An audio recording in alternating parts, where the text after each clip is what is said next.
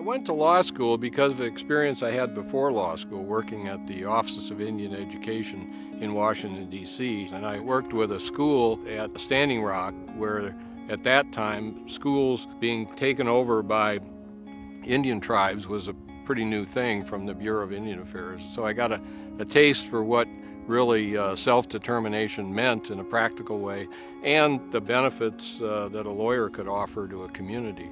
Throughout his whole career as a legal representative, he's always represented the underdog, so to speak. And he's got extensive experience, and he's worked for a number of tribes within the valley, within the whole nation. And he's always represented the underdog, so to speak, You have to understand the politics of the time. Vietnam War was going on, and there was just a lot more interest, at least by me, in trying to improve the lives of people that were without political power. And I got interested in politics and the policies involved with Native American rights and self-determination. So when I got out of law school, I had a Reginald Heber Smith fellowship grant to go work in Indian country and went from Madison, Wisconsin, and my wife and I moved to the Navajo Nation in Chinle to represent low-income Navajos who needed legal services.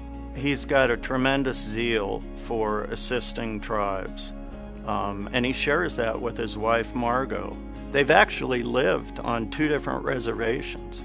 I mean, not too many non-Native American tribal lawyers can say they've lived on two different reservations for several years.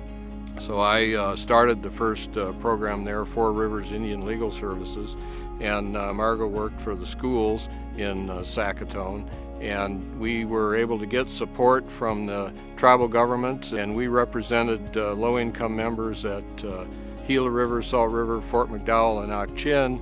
And then later we also did work for the tribes, the Kokopah tribe and Fort McDowell as well. I think one of the important things that we tried to accomplish was to help develop the tribal courts of the reservations we worked with, and the approach there really was to hire and train tribal court advocates that would work in the tribal courts and improve the quality of services and just elevate the quality of justice in the tribal courts through training community members.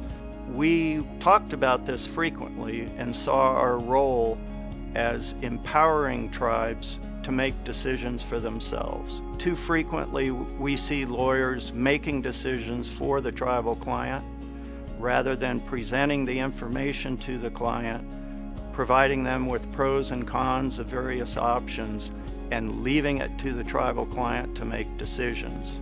And by doing that, Eric has empowered tribes and strengthened their government, and I think that's a pretty noble thing.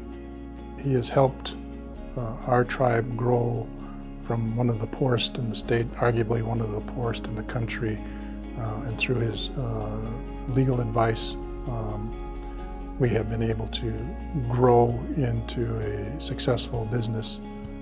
When Eric started working with us, the treasurer had a checkbook, and that's how she paid the bills. We had maybe 200 employees, and we were successful in negotiating 7 compacts with 4 governors and 3 presidents. Today we employ almost 4,000 people and are diversified. But Eric has been involved in all the key negotiations for all the gaming compacts that's made that possible. And this honor that NABA is giving him and recognizing him, it's really to be shared with Margot, his wife, because they both have for decades worked tirelessly to improve education, legal services to the poor, and tribal advocacy. When the elders are sitting in a comfortable home, they understand that somebody paid for their home at no cost to them. They understand that it came from the gaming programs. And when the students or young people are going into higher learning, they understand that their tuition and their registration and their housing are being paid for. And all they have to worry about is their classwork and their studies. They understand that. But as to who did that and who did the inner works and who did the details and all that stuff, they don't have any idea. And I, for one, because I've been involved with it from the beginnings of it, I understand what it takes.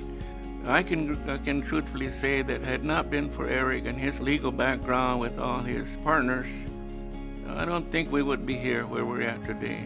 I would like to say thank you for all the things you've done for our community. I would say he's been a mentor. We have been working together for 17, 18 years, and the way he acts as an attorney reflects the style of the tribe, and I've tried to emulate that in my professional development. It's really been a pleasant development to see the number of Native American attorneys that are now practicing in the field, whereas when I started there were just very few.